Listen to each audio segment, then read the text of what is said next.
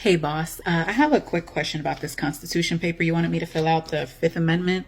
Sure, Veronica. What's your question? Well, it basically says here that the suspect doesn't have to speak. Don't we want them to speak? Don't we want them to confess to their crime? Well, we don't want them hindering our investigation. I think it's just best for us to be able to conduct a full investigation of the occurrence. And so we don't want them to tell us what they did. We want to be able to figure it out. But then it also states that we can compel a witness or a victim to speak. We can force them to speak. Why can't we just force the suspect to speak? This way we don't have to do the whole investigation. Well, because it's their right not to.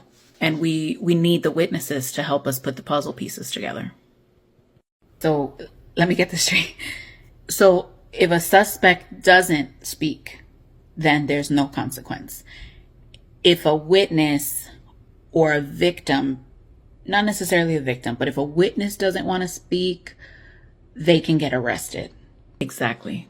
And then, because now they're under arrest, they now don't have to speak because now they're the suspect.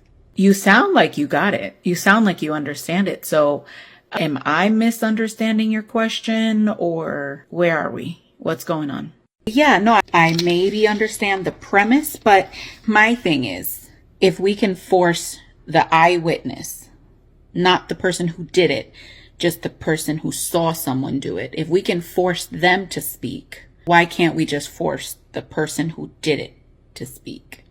I feel like the question should make more sense than what you're making me feel like it doesn't. Well, our goal here is to never make you feel stupid. I know you didn't use that word. That's just the first word that came to mind. Why don't you go ahead and read the entire Constitution, and it'll all make sense eventually, I think.